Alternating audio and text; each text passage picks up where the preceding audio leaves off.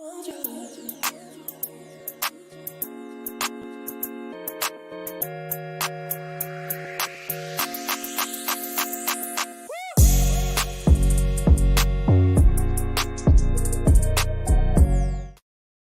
going on, people? Welcome to United View. Welcome to the Morning View. Welcome to your latest Manchester United news. Smash a like on the video. Subscribe to the channel if you are new. Get your hot chocolate. Get your coffee. Get your tea. Get your porridge. Get your oatmeal porridge. Get your whatever you have. Get your frosties. Yeah, I mean your Cocoa Pops. Frosties. You know what I mean? Yes. Get your Crunch Nut cornflakes. What was your go-to cereal? What is it changes over time, doesn't it? When you're a kid, what was it, and what is it now? If you still have cereal, man. Me and Josh were talking about this the other day. I used to love cereals, man. Cocoa Pops, Frosties. I used to love Corn Pops. I used to love Nesquik. I used to get the variety variety packs, but they were so small you had to put 2 in. I don't see them anymore. Maybe it's just I'm they're not about, looking from. Yeah, they're about. Maybe it's not a kid. They're not a kid, but always you're not a when kid you used to anymore. open the cupboard. You know when you used to open the cupboard, because when you're a kid, you have nothing to do with the shopping or anything like that. No. You open the cupboard, and then you used to see the variety pack, and you used to go, brilliant. Yeah, this 100%. is. And excellent. Then the cornflakes always used to get left to last. The cornflake one, because you got in there, you got Frosties. You'd have Cocoa Pops, Rice Krispies in it. These are the good ones, and then it's like cornflakes. Well, I'm so fussy. There would be like 2 missing out of it, and I go, I can't have any. I don't like. Can't have any. Shut it back up. Yeah. Exactly. Cab says, "Good morning, UV family. Smash a like on the way in, please. Reese's Puffs all days. That's got to be Daniel Luciano out there in America, probably. Reese's. That wasn't like a go-to, obviously, here in England. I mean, I think you can get Reese's things, but that wasn't. I don't really get that here. I don't like. I'm not a fan of sort of peanut butter. Stuff. Yeah. I'm with you on that. Me. Yeah. Lux Hill says, running late for uni, but on time for United View. My priorities are straight. I'm not Excellent. No, Owen. No, I'm Excellent. not gonna promote slacking on uni and education. You know what I'm saying? I am. It depends what your course. It depends what your course is. Depends what your course is and where you go. And if you enjoy it. And if you enjoy I it. did. I did a psychology degree, and one of my modules was to sit in the dark for a term, and it was tremendous. Yeah. Oh my God. Just sit in the dark. Just see. Oh God. There you go. You have to sit in the dark and then write a paper on how it changed you. Yeah. How it changed you sitting in the dark. Yeah. Oh, honestly. I feel better. I feel better now. And you just have to find some. Yeah. It was brilliant. Jesus Christ. Meshvi says, flex, fair play to you, bro. Face the rivals with chest. Big up to you. Couldn't go hiding. Had to take the licks and keep it moving. However, we've got a lot to talk about in this show. We're going to be talking about Sheikh Jassim's bid for Manchester United being in pole position, ? We're going to talk about where that information has come from, where that's been reported from. Not that it's a matter of fact. We're just going to talk about that is the news and go over what that may mean. Victor Osimhen's Premier League dream. There's some quotes from Victor Osimhen going about as well, saying that he wants to come to the Premier League. That's going to be juicy. Harry Kane talking about potential contact made already. Some claims of that. We don't know about that one, but we will talk about it. And obviously, what is important for a player we do have, and is so important for us, Casemiro, an injury doubt at the moment. We're going to talk about that as well. But on to Sheikh Jassim and the Qatar bid that has been confirmed at 5 billion, which we do know. What's the piece that's talking about Sheikh Jassim being in pole position, Owen? Where has it come from? What does it say?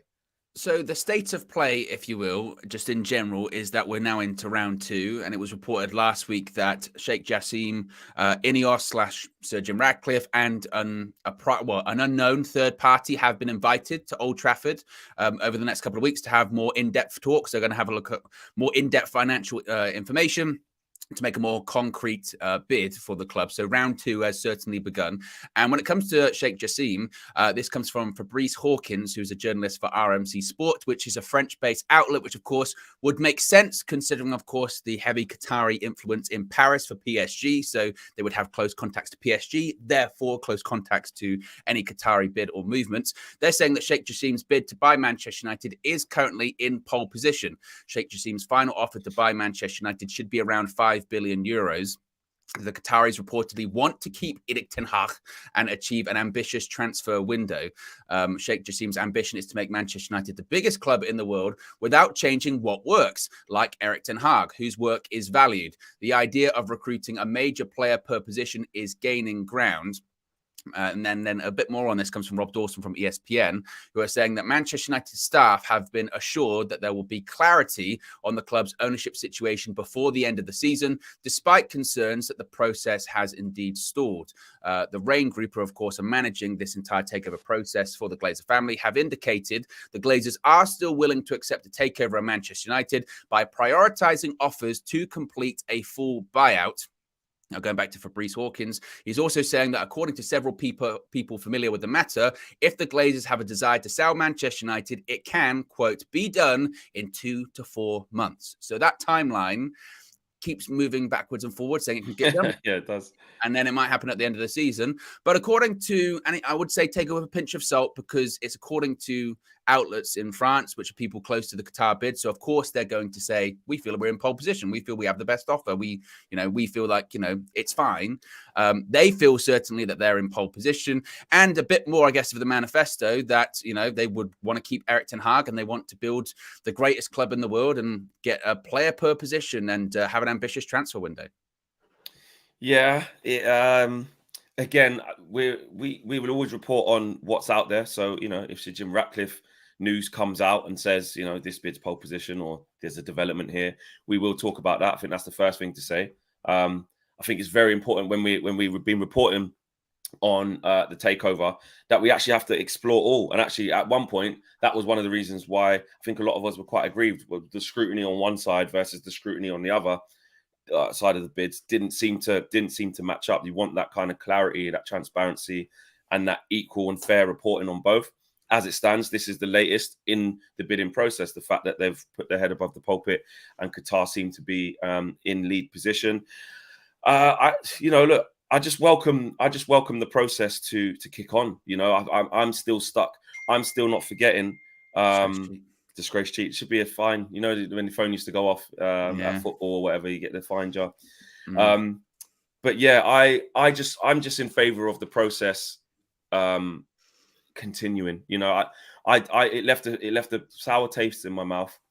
The kind of last takeover talk that we did, because obviously, I think Carabao Cup happened. We were doing that, and then the lead up to the Liverpool game, and then what happened in the Liverpool game, it's kind of gone away from that a little bit. You get that, don't you? You get a lot of news, then it stews, then little other things happen, and it comes back to that.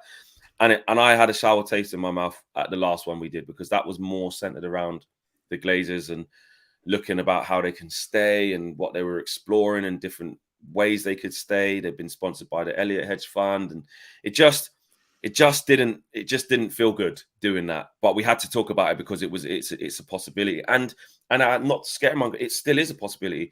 Whilst the club hasn't been sold yet, whilst we haven't got bid has been accepted by X or bid has been accepted by Y, that is still one of the three options, them staying and getting investment. So I welcome the process. I welcome the process reigniting, basically. I welcome somebody being in pole position other than them.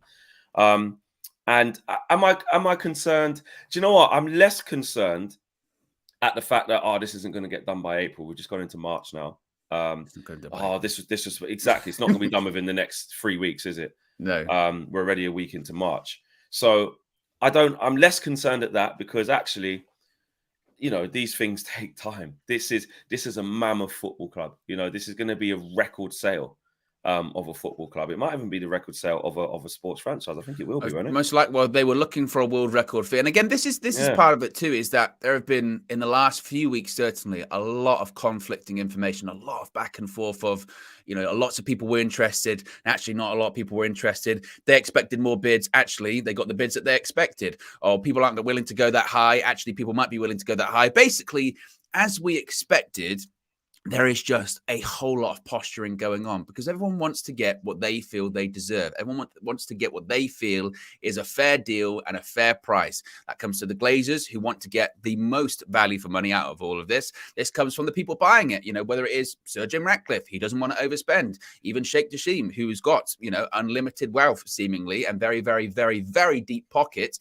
Even he, or even, all the people backing him, they don't want to overspend. And every time it's kind of like, well, this is definitely our price, then suddenly another story comes out saying, actually, the Glazers do have some people that would be willing to give them some money and they could stick around. We're not going to be pushed over. And it's constant that. It's this constant sort of wrestling match, for lack of a better term, to get a good price. And sometimes that's done through the media. And as a fan, already that's kind of exhausting, isn't it? Because one day you feel like it's progressing forward, and then another day you go, oh, actually, I don't know what it is. And like you said, you have a good result with the Carabao Cup and it kind of goes on the back burner for a couple of days. And then you have a negative result like against Liverpool and you go, what's going on here?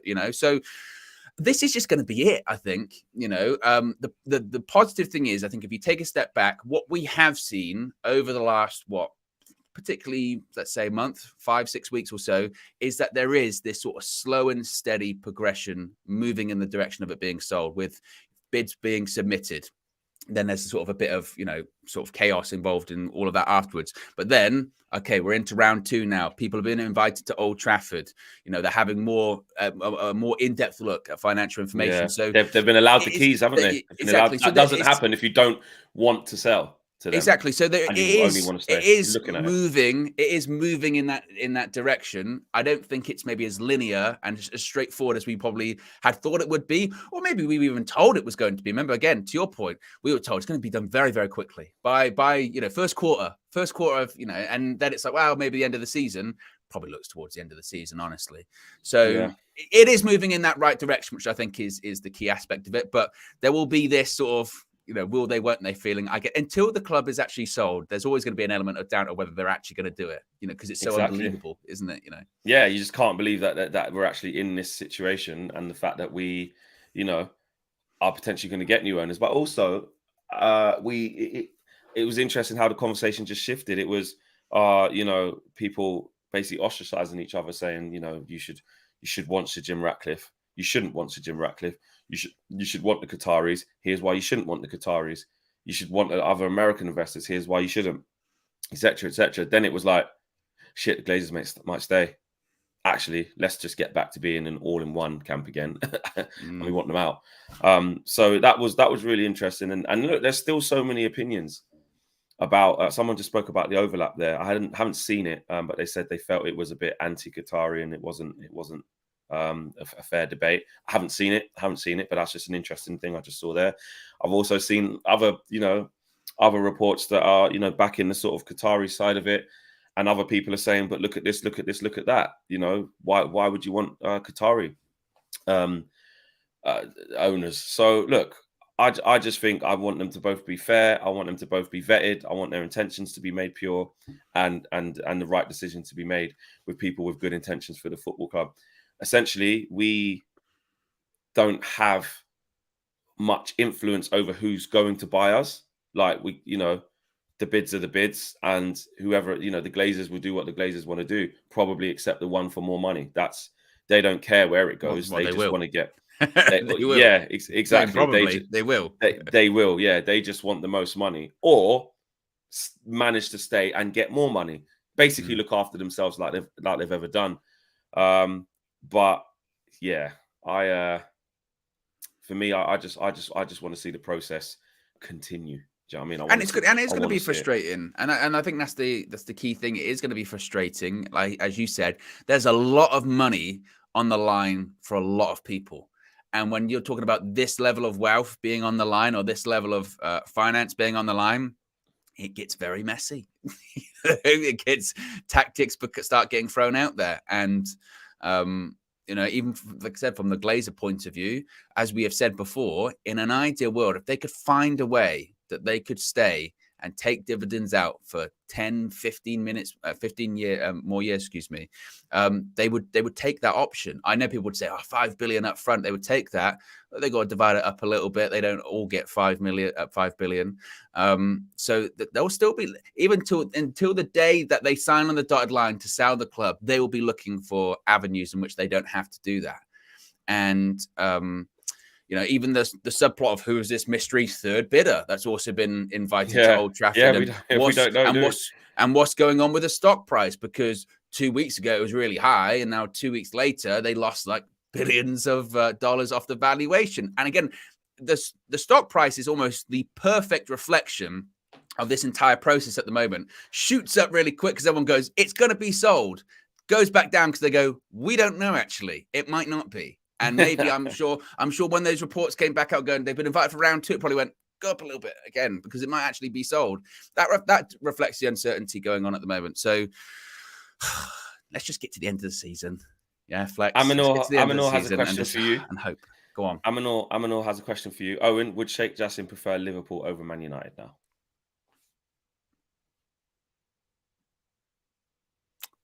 I've got a comment. Dignified. I appreciate the contribution, Aminor, but I'm not even. No. Why? He said, I'm not going to comment. No. Why? Have you heard? They're not even for sale anymore. Have you heard the elite journalism that Sheikh Jassim wears a Manchester United shirt playing five-a-side football? Yeah, I don't think so. What would he say with his friends when he turns up five-a-side with a Liverpool shirt on? He would never. No, I can't. Yeah. I just want to move on from the Liverpool thing. I can't. Obviously, we can't. But yeah, when I think about it too much, you know what I mean? You know, like you said, we had the same kind of feelings where the game happened, furious, you know, really upset. A couple of hours go by and you go, oh, okay, you know, okay, move on to the next one. Went to sleep. Woke up the next morning, immediately was furious again. Yeah, no, you know what I mean? I will admit, and there'll probably still be Liverpool fans in here just coming here to still laugh or whatever. I don't care. This is our space. We can say how we feel. I'm not going to lie. I had that thing where it started to go down a little bit. I was driving back from the studio and just thinking, do you know what? Bet it's on Thursday, man. It's going to be tough. But you wake up and you know what it's like when you win, the 24 hours afterwards is good as well because you get to talk about it. You see all the memes and you're involved. You know, when we won the Carabao Cup, when we beat Barcelona, when we come back against West Ham, I'm that type of fan that I'll rewatch the goals the next day. I'll just go through it. You just want to be part of it. But you can't, when you lose, you can't do that. But it doesn't stop it being out there. And it doesn't stop it finding its way to you. And I woke up and I was angry. I was angry. I was yesterday. Yesterday was not worse, but it was like you knew that the 24 hours after is going to be, you know, well, I had to go and sit in DR and get rinsed. So I was angry yesterday, actually. But today's really the day where it starts undoing. There's European football today. Chelsea going to play, I think. Then it's Liverpool tomorrow. You know, then it starts moving on from that. Time is it's distance, isn't it? It's exactly. The further you get away from it, and as I said, the important thing is just the next game. Win the next game in the Europa League. Win the game in the Premier League. It will never be forgotten, but certainly it'll make you feel a bit better. You got to move on. Yeah, exactly. A couple of other super chats. Aminor says the secret bidder is KG as the Nigerian prince. Someone coming to America. And VK has gifted 20 memberships as well. Oh my goodness me! Oh. Can I just take a moment to say the gifting of memberships recently has just been ridiculous. Incredible. I've never seen anything like it, guys. We're a small channel. In comparison to other channels, we're still a baby. We're not even 2 years old yet. We're a baby in this, and to see the support and the community that's being built, but like a real genuine community. Like I see loads of like regulars in here, people like VK, Vicky Witterbird, obviously Steffi does amazing stuff, and Blue Abadai, Lil Yo-Yo. There's so Tabislow, Barma now as well. There's so many people that you see consistently, and and all of the other regulars. I haven't got even time or space to read out all of them. Aminor's another one, to be fair. It's like it's just crazy to see. It's crazy to see. And just quickly, I'll read out who the people that were gifted were. Manu Edwards, welcome to you. Bennett, welcome to you. Shinsnati, welcome to you. King Robbie, welcome. Keith, welcome. Sergio, welcome. There were 20, so I don't know where the rest are gone. There you go. Richard, big up to you. Blue Tick Brigade, Sal, Axel, Mayoa, Kims, and Les, Alpha Hills, big up to you. And I think that is all of them. Absolutely amazing. Warren sent Saint Hubert. I think I've said that right. And yeah, I think that's all 20. But VK, thank you. Thank you.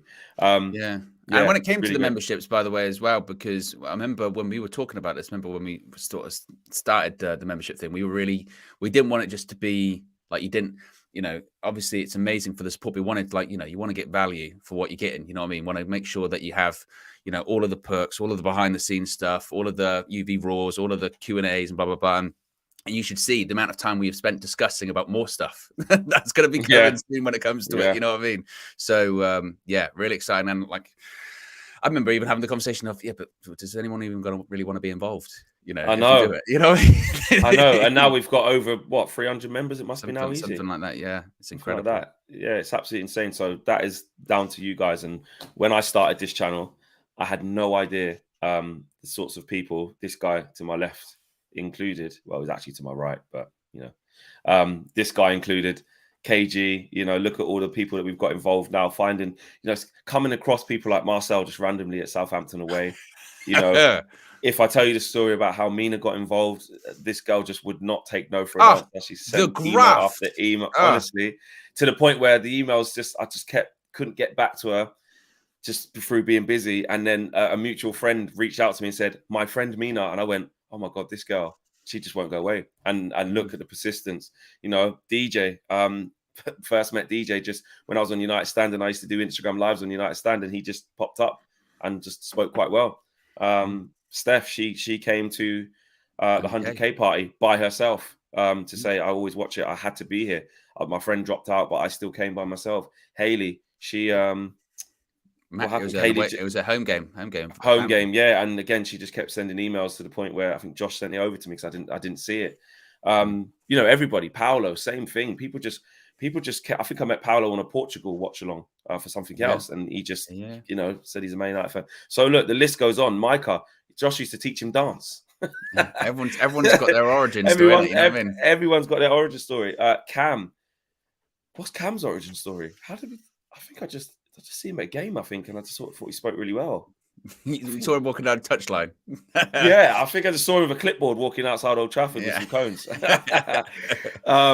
But yeah, it's that's just a quick one into how quickly things build and what a team you can build in such a short space of time. So big up to everyone, man, because United View, again, this is exactly what I wanted it to be, plus more. If I wanted it to be about me, I would have started a new channel and just called it Flex TV. Well, there was already a channel called The Flex. There's already a channel called The Flex, and I wanted something different. So there you go. On to the next. Smash the like on the video, subscribe to the channel if you're new. We're nearly at 1,000 people watching live, so I'm sure we'll get to 1,000. But we're at 139 likes. We're 155 likes now because you've seen it, because you knew what was coming, so you've all sort of shit. Yeah. So yeah, you guys know what to do. Please smash the like on the video. And do so as well. Osimhen Premier League dream. Osimhen Premier League dream. Yes, this is quite an interesting one. So Victor Osimhen, I believe he was receiving an award, and he was at this sort of like press conference to receive this award, and he was asked about his future. Obviously, he's the most informed striker in Europe at the moment. Napoli doing amazing things in Serie A, and he was asked about his future and could he end up playing in the Premier League. And he said, quote, "I'm working so hard to make sure that I achieve my dream of playing in the Premier League one day. It's a process, and I just want to keep on this momentum. Serie A is in one of the top 5 leagues in the world, and it's amazing. It's an amazing feeling for me." But that's pretty bold right there, Flex, isn't it? To say that I'm working hard to ensure I could achieve my dream of playing in the Premier League. Now, if I was any Premier League side, top Premier League side worth their salt, when he said that, I'd have been typing away like this, and he'd gone, "Achieve my dream of playing in the Premier League." I would have gone like that. Get straight on it. You would. I mean, look, it's going to be, for anyone, a difficult deal to do this coming summer, I think, because, again, in-form striker. Last summer, he had a price tag of 100 million euros, and he's got better, and he's done better since then. And they're going to win the league, Napoli, for one of the few times in their history. So, and I said as well, and I got ridiculed for this, Flex, I think they might be, just maybe a dark horse for the Champions League. Call me crazy, okay? So I think no, that's not crazy. You wouldn't want to play Napoli, would you, over 2 legs? No, sure. When Liverpool played them earlier on this season, oh my goodness me, got smoked. Yeah. Exactly. So I think that it's going to cost a lot. My concern would be, I mean, it doesn't even matter if whoever we're owned by come the summer. from an FFP point of view, can we even afford to get Victor Osimhen? Exactly. I'm not sure. I don't know. I don't know.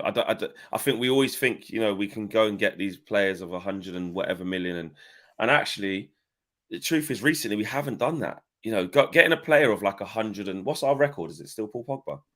I think it's Isn't Pogba, it? yeah. Yeah, and that was like 90 million, basically. It was 100 million Ish. euros, wasn't it? Was it Yeah. something like that? 105, something like that? Because Anthony was 100 million euros, wasn't he? Exactly. But I mean, in pounds, like this whole, like when it's going to like 130 and like trying to get the Bellinghams, or Declan Rice was going to cost, I know he's not now, but was going to cost 150 million pounds and shit like that. We haven't done that. Like, we haven't. So, No. I think Jadon Sancho, best part of 70, 75. Obviously Anthony 80. That kind of 80 million pound mark seems like the most will go on one guy in one go. Yeah. Exactly. So if Victor Osimhen's 100 million plus, we're talking about a record fee we've never even gone close to before, whilst going through a transitional period. So I don't know. That is difficult. A statement for a new owner, though, wouldn't it? A statement for a new owner would be to come in, break the record straight away, and then be like, boom, marker going down. And look, I'm sure, particularly you would probably suggest with the Qatari one, who knows what? Because we haven't really seen that manifesto from Ineos, in fairness, about players really what they would want to do. They've said the same thing. They want to make sure that United get back to being, a beacon, a leader, fan-centric leadership and ownership and all that kind of stuff.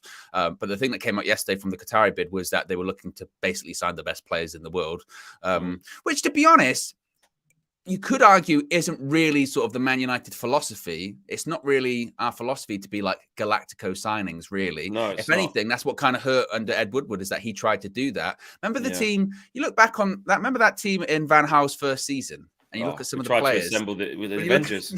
Rudy, Falcao, Van Persie, Angel Di Maria, like as a front four. Yeah, that's crazy. And I remember getting Di Maria and Falcao and that same thing. I went, look at the league's ours. We're going to win the league. I swear to you, I said, I was at work and the news broke. I was at the school at that times. I was like, oh my God, we're going to win the league. We just signed Falcao on loan. Can't believe it. Like, we're going to, wow. He just sat down Chelsea in the Super Cup the other day. Like, I remember that. He just dinked the keeper and whatever it was. He was. Well, it was like brilliant. The year after that. It was like the year after that, wasn't it? Because I think, it was the year after, because he'd just sort of done his cruciates again, but it was still like this Falcao. Like year before, he was doing this kind of stuff. And I remember the first game, I think they all played as like a front four, was Leicester away, right? Yeah. And we went like 1-0 up or 2-0 up or something like that. And like you said, Di Maria, Dink, and we were like, oh my God. That game was a disgrace though, because I remember. And then we lost 4-2. And our defense is like Tyler Blackett in a back three, Paddy McNair. There was a foul that wasn't a foul on Jamie Vardy. They gave that. I was fuming with that. I remember, was it Cambiasso? He played for him for a bit, didn't he? Cambiasso, he scored on it was his first goal. And what's hilarious of him, again, like legendary player from Inter Milan, he played for him that season, left, and then they won the league. Yeah, I know. How crazy is that Esteban Cambiasso played for Leicester? But anyway, we're off topic. We're off topic. We're talking about how disgraceful and cheap it was back then. Super chats. Aminor says, VK, Lil Yo-Yo says, Flex, scratch your nose if you are a secret bidder. I will not do that. I'll scratch my eyebrow. VK says, ups or downs, big up Flex and UV crew for always being there to provide great and honest content with the deuces. And also big up the mods as well. We've got amazing mods. Like I said, Steffi Jenks, Tabislol, VK, Witterbird, and Mimi as well. She is dope as hell, peoples.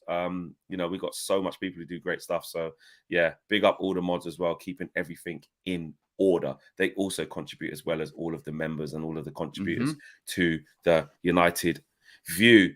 Let's go on to Harry Kane, because we've just spoke about Victor Osimhen and how difficult it will be to get a deal done for him, how much it cost, but how good it would be in our team, etc., etc. Harry Kane is the thing that won't go away. Let's talk about basically where this is coming from, who said this and what they said, and then we'll give our opinion. So, according to The Sun and Neil Custis, yeah, gross. Okay. United are confident they will be able to sign Harry Kane this summer as they search for a new striker. According to this report, Erik ten Hag's side has made contact with Kane's camp through a third party and has been encouraged by the response. They say United Chiefs believe Tottenham missing out on a Champions League place will see them lower their £100 million asking price. So they're saying that contact has already been made. They believe that Spurs not getting in the top four will reduce that price. Of course, Kane has got, 2 years left on a deal? So basically, it's a case of like, if you're going to make money, you're going to have to do it this summer, because 1 year left, you start cutting that price down. And obviously, free agents, free transfers. Obviously, as well, there's a lot of speculation as to who the Spurs manager is going to be next season. I think the prevailing sense is it's not going to be Antonio Conte. So then, and this is, to be fair, this is what Spurs have done for the last, 3 or 4 years, is they bring in a manager basically to please Harry Kane. Because it was the case when they brought in Jose. Because it's true. They brought just in to Jose, show that we are doing something. Yeah, they brought in Jose. They went, Harry Kane, he want to stay, because he looked at Jose and went, I'm going to win things. And they did it with Conte. Now he wants to stay because Antonio Conte wins things. And what's the prevailing thing? They don't win things. So even if they bring back Pochettino, which I think is very likely, I think that could absolutely happen in the summer. They bring back Poch, and it's like Kane and Poch back together, and then Kane could be like, "Yeah, I'm gonna win things." No, you're not. You're not. So he's got a decision to make as to do I really want him? I mean, what do you think, Flex? Is there a chance this could happen? Oh, there's a chance it can happen. There is a chance. I have gone back and forth with, will Kane just stay? He's top scorer. Will he just get a new deal and just do the Matt Letizia thing? Do you know what I mean? End up getting the Premier League all-time record as well off Alan Shearer. Probably won't win anything at Spurs, but you're not guaranteed to win the Premier League at Man United. No, but you've got a better chance as we've literally just seen. Harry Kane would have loved to get that Carabao Cup, same Carabao Cup where they was in the final a couple of years ago, and they sacked Jose and let Ryan Mason lead them out at Wembley. That proves the mentality of that club. And actually, when I was on DR Sports yesterday, and Abby was talking as a Tottenham fan, and she said that how on earth, they always play their weaker team in all these cups, the FA Cup, the Carabao Cup, etc., etc.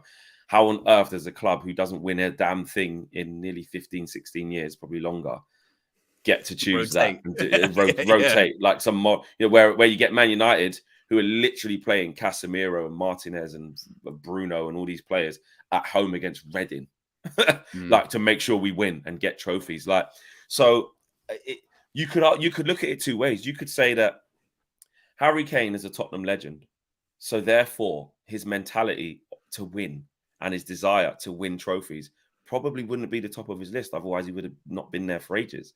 His love, you could argue that his love for Spurs, you could say stupid decisions of signing 6-year contracts and can't get out because that Man City thing nearly happened. But essentially, his love for Spurs and his, story and respect for trying to stay there and just being the guy could arguably be higher than his dedication to win. Like Lil Yo-Yo says, he loves the club.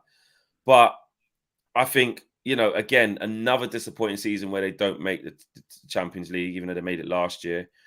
More, Conte leaves, more uncertainty. Would Kane go, do you know what? I've done this process quite a few times over after Poch. Did it with Jose, did it with Nuno, and now I've done it with Conte. I've done it 3 times where I've stayed and seen a rebuild and of that hasn't materialized and still no trophies. I'm looking at Man United. They look progressive. They got a bigger chance of Tottenham than winning trophies. They literally just won 1. By the end of the season, we might have won 2. I can score just as much goals. I'll still score loads of goals. So the Alan Shearer thing of winning the Premier League, the most amount of goals scored in the Premier League, I'll still get that wherever I play, to be fair. I don't know. And then Daniel Levy comes into it because, Harry Kane with a year left on his contract or 2 years, they're still going to ask for stupid money. And it's whether we're up for paying for it. What I will say, though, before I hand over to you, my closing statement on Harry Kane is I'm not opposed to him as having him as a player. He definitely makes us better. No. Me personally, I don't buy into, but he's 30 now. He's going to be too old and stuff. As long as it's not the same money that Osimhen would cost, which I don't think it would be. I wouldn't be mad if we got Harry Kane. I don't think Harry Kane's going to cost like 130 million, 140 million. I think Kane will cost 80 to 90 with 2 years left. Levy would push for more, but I think that would probably do it.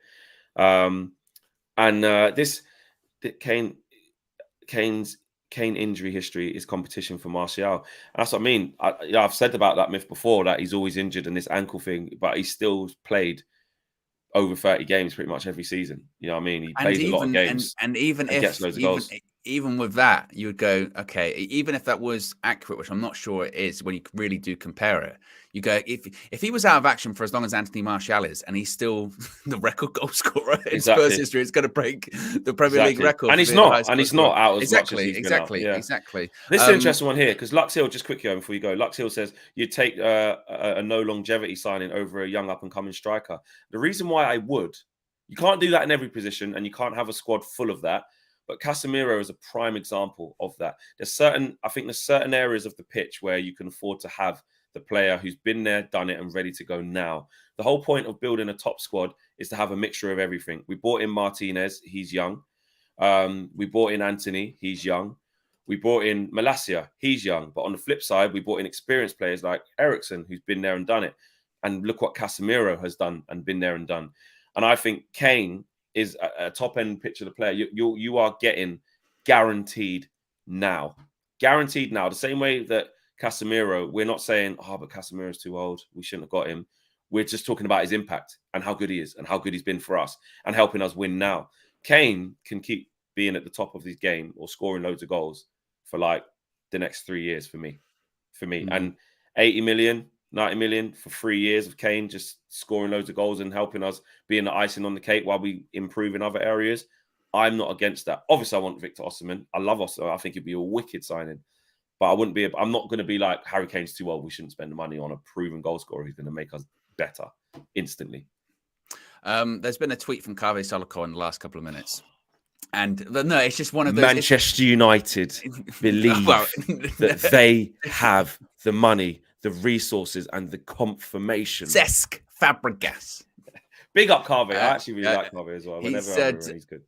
He said, Sheikh Jassim bin Hamid Al Thani. This is up there, Flex, with I think wearing the five-side shirt. Owen, I wanted something proper. No.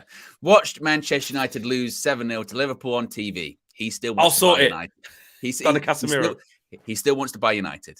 As if the guy put in a 5 billion with a B euro bid for Manchester United. Saw them lose 7-0, went, nah, I don't. Actually, Owen, get it back. He put a PayPal request. Cancel. Bring it back. It does answer the Lewandowski, since I saw it in the chat. It does answer the super chat that was put to us earlier on. Now, would he want Liverpool now? Well, there you go. Carvey's just confirmed it. No, he doesn't. He still wants Man United. But it was the same thing like a couple of weeks ago when he watched the Carabao Cup final. But he didn't want to attend because it probably wasn't right for him to attend given the situation. You're like, well, so he watches the games on TV. Like, he's a United fan. Of course he would. Did Carvey just say it on the? Oh no, he actually put it on his thing. Oh yeah, he did. Twitter. Yeah, there. He watched the game on TV. He still wants to buy United, as if like 90 minutes. He went, nope. About that money. I've got to make some calls. Retract the bids. Yeah, like, no, of course he does.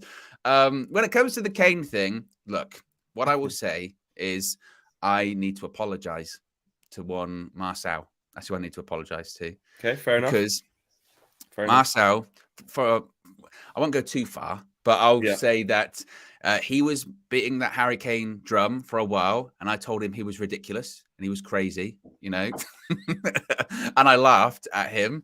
And Marcel's point was that Harry Kane would want to come to Manchester United to win trophies. And I said, well, we're nowhere near winning trophies. If Harry Kane now would look at United and say, I've got a better chance at winning trophies because they've You're an absolute disgrace. You're a cheat.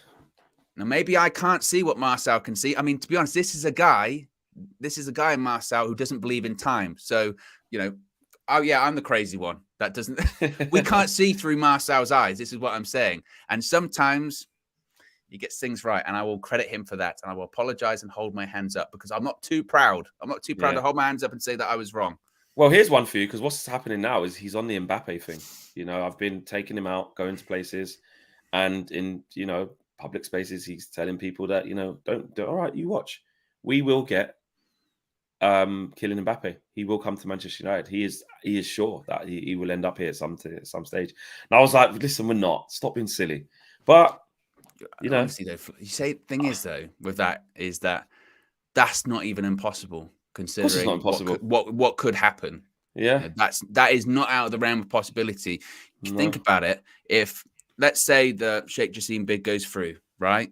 And Kylian Mbappe goes, look, I don't want to be at PSG anymore. I want to go to a more competitive league. I want to, you know, I want to try myself. It's in the Qatari interest to keep him within the family, as it were, you know, or to keep him within that network. And that could easily be at Manchester United. Put it this way, Marcel says a lot of crazy stuff, but I don't think he's miles off on that one. Not this summer. Yeah. No, but, well, know, he was saying this. He was saying this. I forgot that. He was saying he said with Harry Kane all the way back in. It was definitely during the World Cup or just before the World Cup. He said Harry Kane next summer. Yeah, and I was like, why? And he was like, and now all the journalists are talking about it, and we're not ridiculing them. He said, "You want to win? You'd want to win. You want to win trophies." And I said, "We're not going to win trophies." In fair, he said Premier League titles, and I said that's impossible. And he knows what's going to happen next season, but. I think also, I have to wear a De Gea shirt. You know, I got slimmed down for that. Me and KG were on a competition together. I don't know if you heard about that. Me and KG were on for what again? Me and KG were in a weight loss competition and the winner gets a title bout. For what? Just to lose who loses quicker. like a Weight Watch. Just get a title belt. Just get it. No reason. Just wear it. I'm not sure it'll fit around either of our waists. But, you know, that's what we're on a competition. Interesting you say that, Victor. KG will not go on the Big Six Extra because I will be on the Big Six Extra later on today at 10 p.m. I know. I don't even. Do you know what? Punishment. Do you know what? Actually, I've only just clocked because every time Turkish has asked me to go on, I've always been busy, and I just couldn't make it. So he asked me yesterday, and I just didn't even. I just went, yeah, man, I can make that. And now I'm thinking about. I'm like, wait there. Yeah, that's just more. I'm gonna have to go through it again, but it's 2 days afterwards. Whatever is what it is. I'm comfortable now. Whatever. So yeah, that'll be on later. But be careful, you know, because you know what's waiting for you, don't you? A skullfuggery. No, but he can't do it to me. Oh no, because he can. Because he'll probably look at what I've done before. Yeah, Scott. And even though I weren't involved in the channel, I wasn't even there giving it on Big Six, but. Get it from DR or something. But I mean, there was rumors. There's enough material. There's rumors, of you talking with chest. Yeah, that's what I've heard. Like Diva says, no way Flace is facing music everywhere, and KG is ducking. Didn't KG just say yesterday when he's in LA? He said he was going to. I'm going on there. Yeah. So I don't know whether we're both on there, but I know I am as well. So I don't know. I don't know. Maybe I might have to, tell Turkish I've got a light, engagement. I'm this evening. I'm going to be busy. Forgot about it. Yeah, sorry, man. Got a family gathering to get to. Yeah, sorry, bro. Sorry. But yeah, Harry Kane to finish off. I would have him, and I wouldn't be mad. That's my closing statement. What are you saying?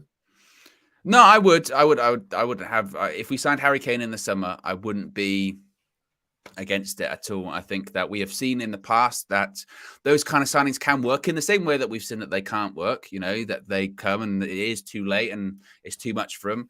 But you do see people like Van Persie come later on in their career, and you do see people like Casemiro come this season, and what a difference they can make. And then you could argue with the new ownership, whoever they may be, they then prioritize a really young striker, and that's the future in that position. I don't know, but I wouldn't be against it. No. Roberto says, this is from a Spurs fan. If you think Levy will bend on the price of Kane for Kane, you really don't know Levy. Absolutely. I don't think he will. Yeah, I agree. Bend. I 100%. He was asking when City were after him last season. Was that last priced season? Him out. They said the season before because they got Haaland last season. They got Haaland this season, didn't they? Yeah, but I mean, like in this summer, so it was the summer before. Yeah, but it was during last season, wasn't it? It was during last season because it spilled over. To right, yeah. Because it was after the Euros and all that. Yeah. And it was initially, it was like, we want 100 million quid, I think. And then City went, okay, we'll give you 100 million quid. And they went, no, we want 110. And they gave him 110. He went, no. And I think it ended up escalating to like 120, 130, something ridiculous. And I think you're right. I think he would say the same. 150, there you go. I think he would say the same. I think he would go, I don't care if he's got a year less or 2 years less in his contract. I still want that money. That's what we're getting. So yeah, exactly. And PS, been a member for 7 months as well. Says, Flex, how did you first meet KG and Owen? And Owen, what about you and KG? So I first met KG outside Old Trafford. I was just doing fan views, and he just walked past and came and done one. that is how it went. And it was after Jose. We lost against Spurs at home. I think it was that 3-0 one when it was like 0-0 at half time, and then Spurs after half time they scored a header from Harry Kane and then 2 quick goals from Lucas Moura. I remember that. We lost, and he was vexed. He was pissed outside Old Trafford. So yeah, that was how I met him. And then after that, I wanted to have a show with on United Stand, just with different people. And then I just called KG and asked him if he wanted to do one, and he said yeah. And he says it before. He says, as soon as that happened, I said, I'm not going anywhere. It's mine. I'm going to make sure it's mine. And to be fair, that's how we did it. And then Owen. I did a show with Owen like once or twice on United Stand, and then I never saw him again. I never saw him again. He got Thanos. They went bam, and I never saw Owen for ages. And then when I started United View, after a few weeks, probably like 4 weeks, maybe a month, I've started United View. Yeah, I remember when you started it, and I reached out to you, said, "Oh, hey, if you need anything, just let me know, or whatever. If you need anything, I wouldn't mind getting involved in that." And I went, "Oh, okay, all right, well, yeah, come on a couple shows." Yeah. And then he did. Then he was on some awful white brick background. So you should pull that up. This is a bit off topic. These are the sort of things we can do in members videos. Just talk about how we all came together, and just again Q&As. This is a snippet of what it is. Yeah, I met KG for the first time, literally on a stream, like in person for a first time. That video is up on the channel. He did not know I was there, and I literally walked on the stream on the phone. Oh, that was brilliant. Yeah. And he went, "No, oh my god." Yeah. He was like, the crazy thing is, as I had to arrive at the studio, it was like a surprise. I had to arrive like an hour early. And hide. Yeah, so we couldn't see. Yeah, I was like hiding in a cupboard. Oh, it was wild. I remember that stream, KG and Owen. Yeah, it was actually a real heartwarming moment because it was genuine, like embracement. Is that a word? Embracing. I don't know. But the best thing about it is, again, big like hug. It's all off camera. The shot's that big. Missed it all. Out the way. Yeah, exactly. But again, off topic, that is the sort of thing that can happen in the UV Members Club when we do Q&As and just catch up and talk. We could just do a video, do a pre-recording to say, how the United View came about and just talk, about the journey so far. Origin story. Yeah. Origin story. There you go. So we have just under 300 likes, but we have 1,200 people watching.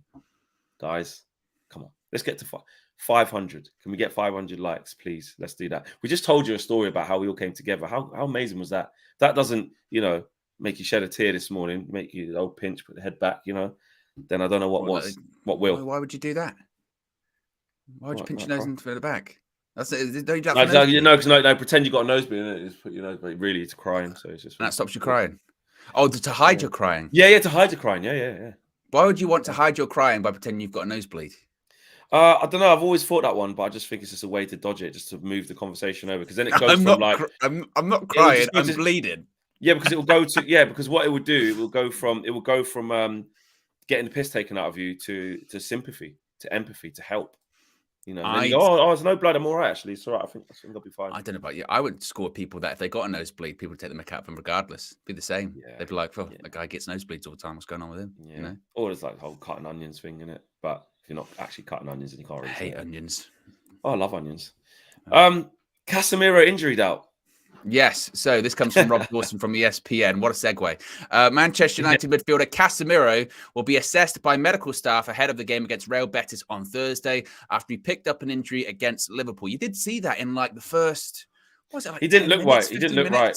I know he was was shocking in general, yeah. but he didn't look right when he was He was that limping early around. on. They did the zoom into him on commentary, and you could see he was looking uncomfortable, and he might miss Thursday. Which, look, Thursday's a really massive game. It's almost got lost in the aftermath of how terrible Sunday was. But it's home first as well. Which I prefer it to be the other way around. I always like the first leg to be Do you know away, what? I then do come like the back. first leg to be away, but in the context of what just happened, I'm actually really glad because I was watching the highlights of Betis against Real Madrid. The atmosphere is great. Like that's a lot. That's intense. And actually, they were. I know Fakir's not there, but they had some really good chances against Real Madrid. They'd actually done really well. And I just thought, off the back of losing 7-0, if we had to go to a hostile atmosphere straight away, I know you could argue it both ways and say perfect time to bounce back and show everyone. But actually, home games probably get all the crowd behind us. I think that's probably better this way around, this time, given what We happened. played Real Betis in the in those winter friendlies, and obviously I know you Yes. can't really take anything from them, and the Yeah. stadium was basically empty. But Yeah. I remember at the time looking at them and being like, "Oh, they played all right." Manuel Pellegrini as well. Pellegrini comes back to Manchester. Always several different subplots. Make no Exactly. mistake, irrespective of what happened at the weekend, we are still considered the favourites. If Manchester United go out to Real Betis, people will go, "What happened there?" And Yeah. it'll make you look at that Barcelona result and go, well, in reality, what did it really count for? Nothing at the Exactly. end of the day. Exactly. So, and he got to bounce back. But you would just hope, considering how we have had, when we play, for instance, when we played Real Sociedad earlier on this season, we in the first leg or first game, whatever, we lost, and we just didn't do enough for when we had to go there. You know, we did win the game away from home, but it wasn't enough. You just, considering our away form this season, which I didn't even realize till I saw last night, Flex, that we've only won once against the top 11 sides away from home Yeah, in the it's really Premier League. bad. Like It's that's a crazy problem. how there's stats like that when we're doing really well, we're third, we're like, Yeah. wow, we've got a trophy. But you look at that, and that is a big problem. That again, just like how last season was, I don't know what the stat was for, losing games or dropping points at home last year. It needs addressing really quickly because you can't mount title challenges or win top honors. Well, no, title challenges because it's the league, isn't it? You can't mount a title challenge when you're losing, not even just losing, but losing heavily as well. But just still losing in general, because still only 3 points you're dropping. But when you're losing games against, the top 12 teams, you can't. You're It's lucky to impossible. be in. You're lucky to be in the top Yeah, four with that kind of away record. It's a testament to how good our home record is, and that we've basically yeah, beaten everyone at home, irrespective of who they are. We've beaten them at home, but going forward, you'd say away from home, and we have said it this season. We were saying it before the Liverpool game. That was the next yeah. step because we haven't done it. That would be again why I would say against Betis, get that job done at home because away from Exactly. home, It's gonna be we're tough, just man. not right there at the moment, right there, especially Mm, possibly without Casemiro. I mean, it could just be, he just misses the game against Real Betis, he'll play against Southampton, or it might mean, look, have the if he's week out off for a as well. Yeah, week, then he might not make Real Betis next week. exactly. It can be that quick. Yeah, I think there's something probably there. I've got a feeling he might be injured. I don't know. We'll see. We'll certainly find out tomorrow. We'll be at Carrington tomorrow. It's going to be interesting. I think the Hounds will be out a bit. That obviously the main questions will be, how have the team, how have the team been? What were they like? Will you bounce back, etc. Then there'll probably be questions on Bruno. If I get a chance, I want to ask, how good of a leader is Bruno for us? Because the Hounds have been out for him. I don't know. I just think it's important to support our players. But the press will obviously have their own ideas and agendas. That'll be interesting to see. Yes, tomorrow. That'd be interesting. Yesterday, it'd be interesting to see tomorrow. But yeah, Casemiro being, and that's what I mean. This Betis game is really big. It's massive because, we've been talking about it being a blip, but really the real test of whether it's a blip is if you bounce back straight away. Technically, the only evidence I have to say is a blip is that it's one game. We've been in really good form, and this doesn't normally happen. I know losing heavily away at City, and you can say, well, this is the third time this season. But what I'm talking about is, in general, our results have been good, hence why we're third. But if we don't win against Betis, then you're like, nah, we can't do that. I mean, that is a problem. It might be the best way to sort of overcome all of this, mightn't it? In the sense that you have You know, say we draw against Real, but I don't want to draw at home against Real No, Betis because this we is the need to home leg, react. bro. We need to And we react. need to But react. This is the home leg. my point was that it could set, you know, the whole away from home thing to bed. Is if you win in Europe away from home, you go through to the next round, sort of thing. But at the same time, if we don't pick up anything less than a win against Betis on Thursday, then it will be like, what happened on Sunday has really affected you. 100%. The best reaction to it is you have to win and winning and convincingly. you know what? And you know exactly that last bit, because you know what? Obviously, a win's a win, and we can't get involved with trying to prove people wrong. This is where it gets tough as a football fan, because we've been wounded, and our instant reaction is to just prove everybody wrong, prove that it's just a blip, you know. So let's win and win really well. Let's win 3-0 and smash them to say, see, it was just a blip.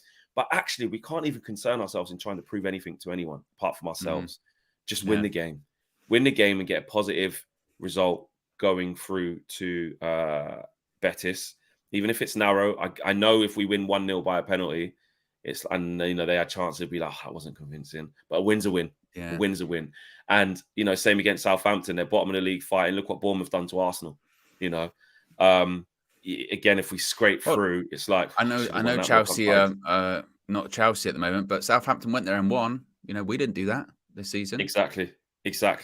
You know, I mean, yeah, James Ward-Prowse free kick, but then after that sharp shot, done what they needed to do. So again, it happens, and that's why you can't overlook any team. So I just think just win. I don't care about the rivals saying this, saying that. I've already had to shut some of them up by them trying to say we haven't even been good this year. It's all of a sudden now, Man United, like you said, the getting away with it thing, or have they actually been as good as we've said? You know, yeah, they got too ahead of themselves, thinking this, thinking that.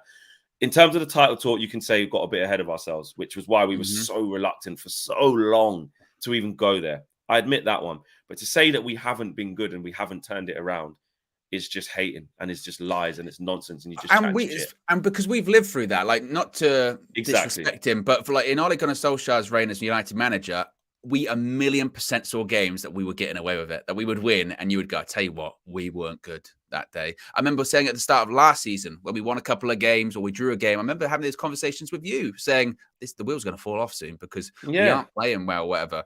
And this season has not been that, particularly after Christmas. Of course, there are some games you don't play well, but you win, but that's the sign of a good team. But there have absolutely been games where you go, I tell you what, today, we were brilliant. Against Barcelona, both legs, we were brilliant. Against Arsenal at home, we were brilliant. Against Liverpool at home, we were brilliant. Even against City at home, people can say, oh, offside goal. We played really well that day, you know, Tottenham. and just, Tottenham at home. I know Tottenham is shit, but, you know, absolutely. But to say, like, to your point, to say, just because we lost in the manner that we lost at the weekend, that none of basically what happened this season exists, that is the definition of revisionist history. That is trying to rewrite history just to suit their agenda. And their agenda has been clear to see this season. Every single time they've had an opportunity to cut United or Erik ten Hag down, they have done their very best. Do we need to go back to earlier on the season where they're just making shit up about the guy, saying suit's too big, oh, he's got no personality, his English isn't very good, whatever. Marcus Rashford, I mean, that's Casemiro, Martinez. Yeah, they had a bad game at the weekend, but just because that game, that justifies what they said 7 months ago, 6 months ago, and everything that happened in between doesn't count for nothing. Come on. The seasons aren't won and lost by one game. At the end of the season, you review it. Ten Hag's been asked about that in the same way that they asked him after an impressive victory. You got to win the title. You look at the end of the season. You always wait to the end of the season and then you reflect. And it's something that's really interesting. Something that's really interesting is that rival fans spent the most time trying to tell us we are in a title race, because it's like, big up your chest. Look, you've done really well, but you won't say you're in a title race. You know, oh, look at this. Why are you not saying it then? Why you're only 3 points behind City, but you won't even say what the mighty Man United. You won't even say this. You won't even say that. Then as soon as we get a bad loss, which proves that we're not in a title race, it's you thought you was in a title race. You were the ones trying to convince me. Do you know what I mean? In the end, we gave in and probably went, you know what? Yeah, you know what I will say with chest, actually, we are in it. Just because you say you're in a title race doesn't mean you're going to win it. And I think to every United fan that said we're in a title race, nobody said we're going to win it.